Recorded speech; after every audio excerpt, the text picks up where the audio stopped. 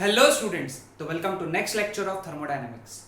इस लेक्चर में हम लोग बात करेंगे आइसोथर्मल प्रोसेस के बारे में। Okay, isothermal. अब तक हम लोगों ने adiabatic process, isobaric process, isochoric process, ये सब प्रोसेसेस पढ़ लिए। अब आज हम लोग बात कर रहे हैं आइसोथर्मल प्रोसेस। आइसो मतलब सेम एंड थर्मल मतलब टेम्परेचर, है ना। यानी ऐसी प्रोसेस जिसमें पूरे प्रोसेस भर टेम्परेचर कांस्टेंट है। Okay, the process in which, first point, temperature remains constant, that process is known as isothermal process. Okay, ये पहला पॉइंट याद रखना है ना। यानी इसमें प्रेशर और वॉल्यूम चेंज करेगा लेकिन टेम्परेचर चेंज नहीं होगा। अगर टेम्परेचर चेंज नहीं होगा तो डेल्टा टी भी जीरो हो जाएगा, डेल्टा टी भी जीरो हो जाएगा। ठीक है, ध्यान में है सबको? हाँ, अब हमको मालूम है इक्वेशन ऑफ स्टेट क्या होता है, PV is equal to nRT या फिर म्यू RT लिखेंगे हम लोग, mu RT। Number of moles constant, universal gas constant, constant. Temperature जो था वो भी कांस्टेंट रख दिया, तो हम लोग लिख सकते हैं PV is equal to constant या फिर pressure is inversely proportional to volume, या फिर P1 V1 is equal to या PI VI is equal to PF VF। ये फॉर्मूले याद रखना है इसके लिए। किसके लिए? आइसोथर्मल प्रोसेस के लिए। आइसोथर्मल प्रोसेस के लिए P is inversely proportional to V, यानी pressure is inversely proportional to volume. यानी प्रेशर बढ़ने से वॉल्यूम कम होगा या फिर प्रेशर कम होने से वॉल्यूम बढ़ेगा। किसमें? आइसोथर्मल प्रोसेस में। ठीक है, सबसे इंपॉर्टेंट बात, आइसोथर्मल प्रोसेस कराना है तो ये बहुत स्लो कराना पड़ेगा, वेरी स्लो। अगर तुमको आइसोथर्मल प्रोसेस कराना है तो कोई भी प्रोसेस को बहुत स्लोली कराओ तो ही वो आइसोथर्मल होगा। ऐसा क्यों? देखो समझाता हूं। सपोज इसका हीटिंग कर रहे हैं हम लोग यहां पे, है ना, क्लियर। अब अगर सपोज ये हीटिंग बहुत स्लो है, वेरी स्लो, तो क्या होगा? स्लो होने की वजह से थोड़ा सा जो टेम्परेचर बढ़ेगा, थोड़ी सी जो हीट जाएगी इसके अंदर, थोड़ी सी हीट जो इसके अंदर जाएगी सिस्टम के अंदर, वो बाहर निकल जाएगी। जैसी हीट गई वो बाहर चले गई, है ना, समझ में आया? तो उस वजह से क्या हुआ कि हीट अंदर गई और बाहर आ गई, यानी हीट को अंदर रहने का मौका ही नहीं मिला, हीट अंदर रह ही नहीं पाई, जिसकी वजह से टेम्परेचर कैसा हो गया? कांस्टेंट हो गया। दूसरा, जो वॉल्स होते हैं वो हाईली कंडक्टिंग होने चाहिए।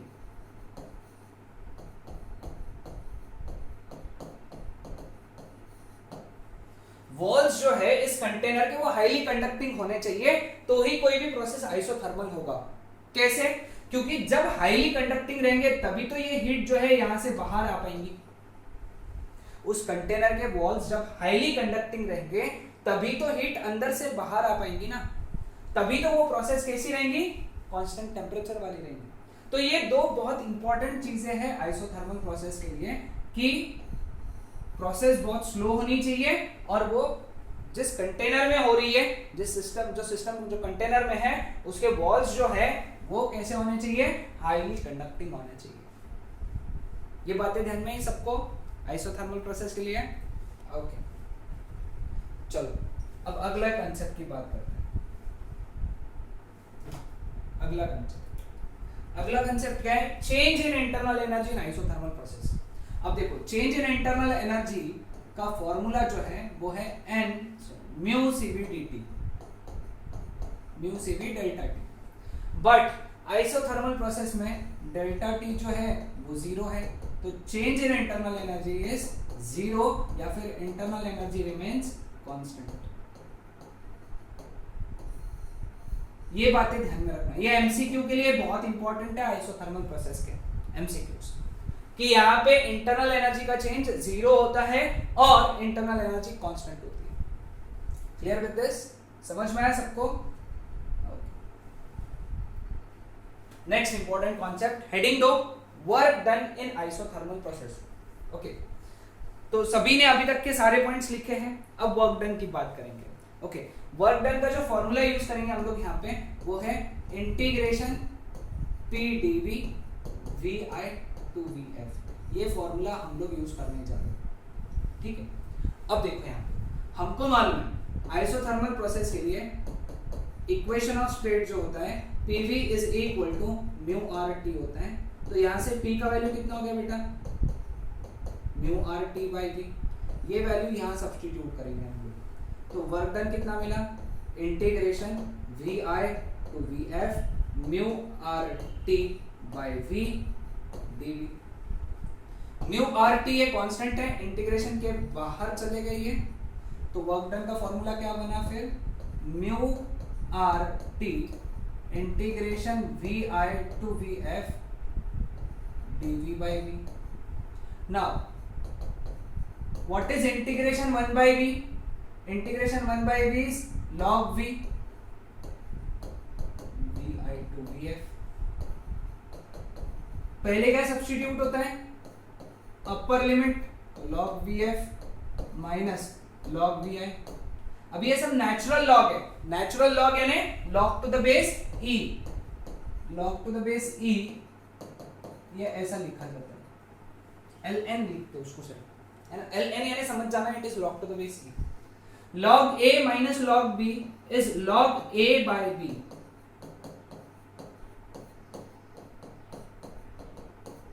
बहुत इंपॉर्टेंट फॉर्मूला याद रखना, ठीक है। अब रिस्पेक्टिव बोर्ड एग्जाम्स में जब हम लोग सॉल्व करते हैं इन इक्वेशंस को, तब हम लोगों को log to the base 10 use करना पड़ता है, क्योंकि जो लॉग टेबल हम लोगों ने सीखा है क्लास 11th में, लॉग टेबल के बारे में सीखा है, जो हमको बोर्ड एग्जाम्स में कैलकुलेशन करने में यूज करना पड़ता है ना। तो उसमें जो लॉग्स दिए होते हैं वो लॉग टू द बेस 10 होते हैं, log to the base e नहीं होते। तो इसको लॉग टू द बेस 10 में कन्वर्ट करने के लिए 2.303 ये नंबर से मल्टीप्लाई करना पड़ता है।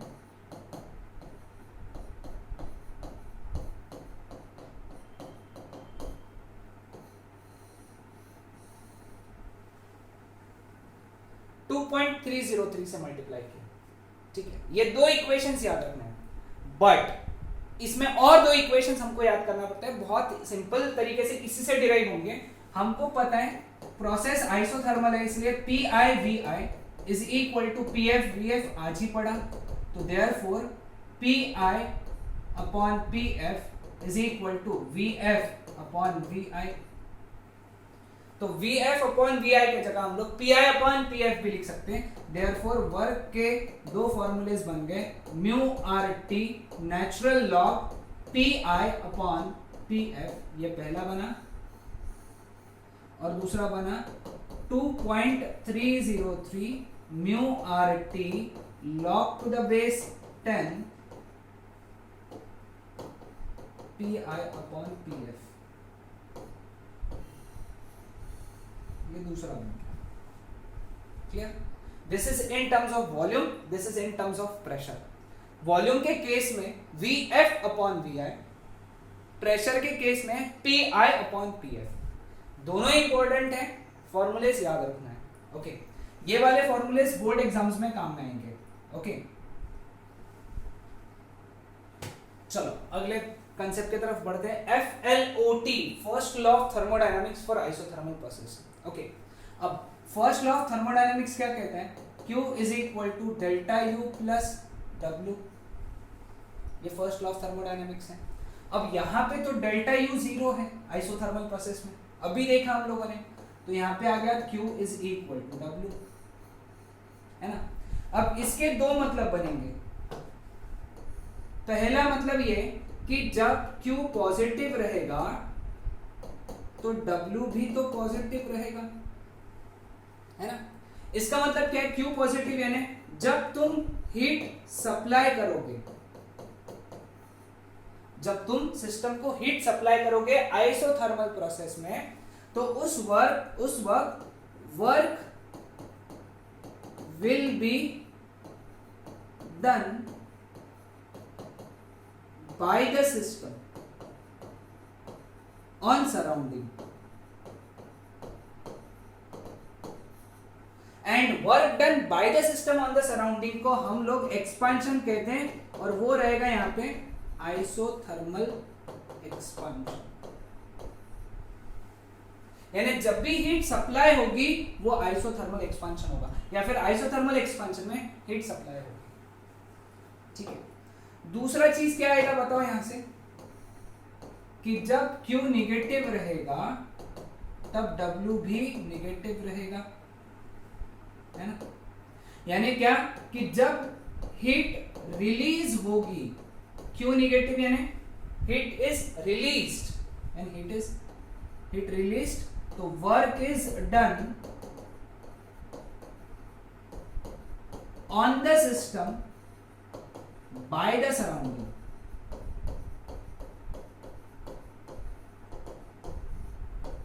या फिर यानी सिस्टम के ऊपर वर्क हो रहा है, सिस्टम के ऊपर, सिस्टम वर्क कर रहा है, सिस्टम के ऊपर वर्क हो रहा है, या फिर इसको हम लोग कहते हैं आइसोथर्मल कंप्रेशन। यानी जब भी हीट रिलीज होगी तो प्रोसेस होगा आइसोथर्मल कंप्रेशन, आइसोथर्मल प्रोसेस। या जब आइसोथर्मल कंप्रेशन हो रहा है इसका मतलब सिस्टम हीट रिलीज कर रही है, ऐसा याद रखो, इसके ऊपर एमसीक्यू बनते हैं। ओके,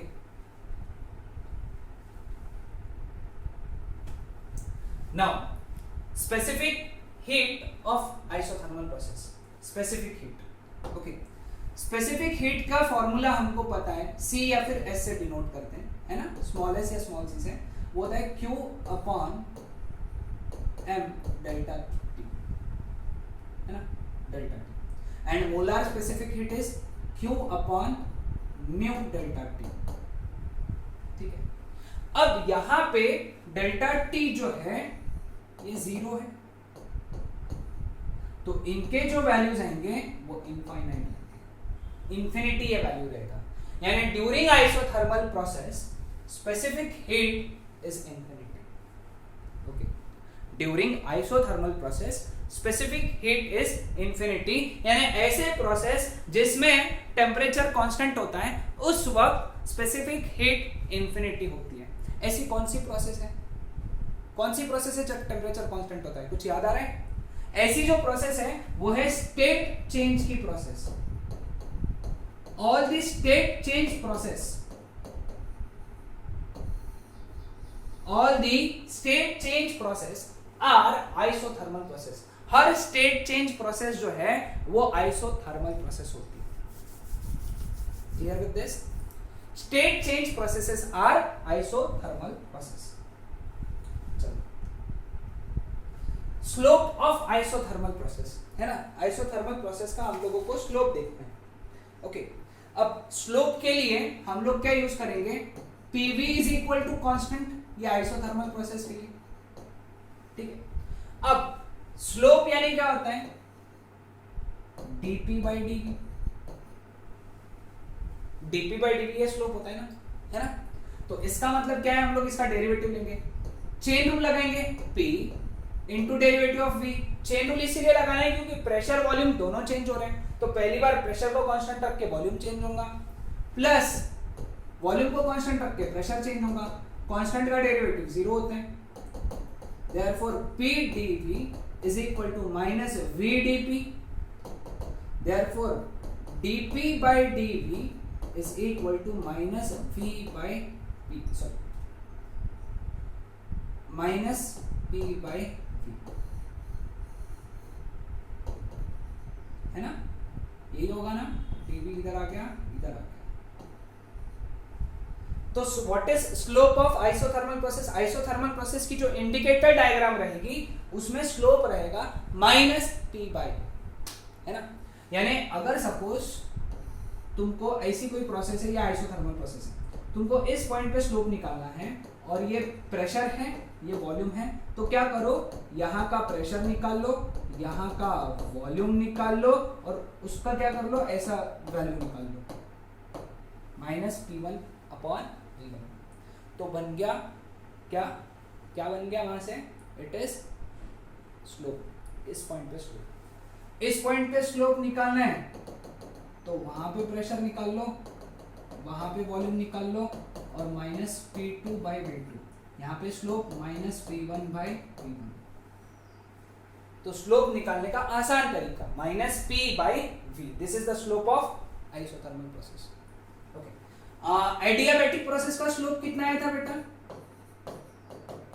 -γ/P/V, है ना। यानी हम लोग क्या बोल सकते हैं कि slope of adiabatic process that is equal to gamma times slope of same isothermal process।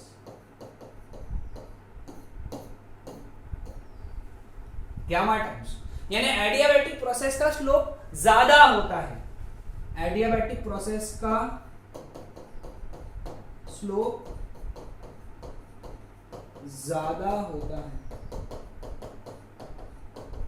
ये सभी पॉइंट्स नोट डाउन करते चलो। आई वुड सजेस्ट कि सभी साथ ही साथ नोट डाउन करते चलो। ओके,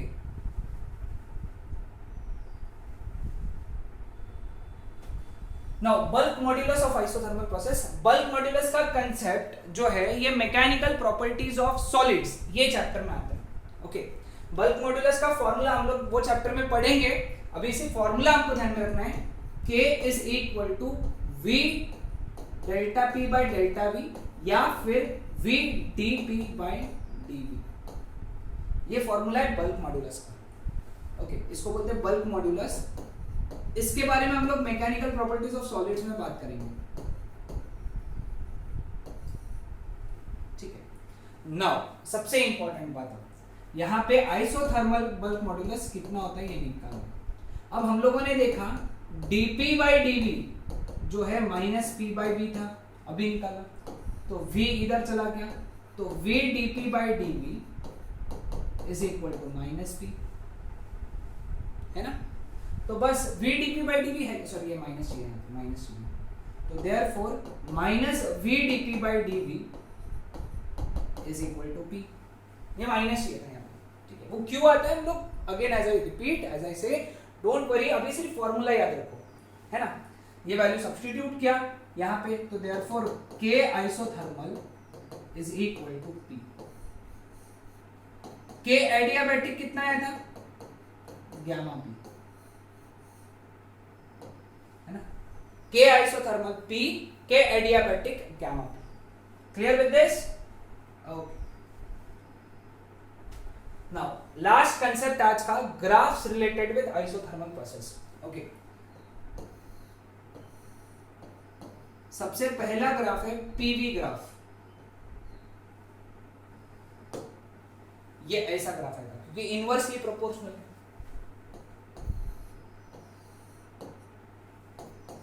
P1/V ग्राफ, है ना, P1/V। अब हम लोग बोल सकते हैं P is directly proportional to 1/V। P is directly proportional to 1/V। Directly proportional का ग्राफ ऐसा है। तीसरा ग्राफ, यहां से हम लोग ऐसा भी लिख सकते हैं, V is directly proportional to 1/P। ये भी स्ट्रेट लाइन आएगा, है ना, स्ट्रेट लाइन आएगा।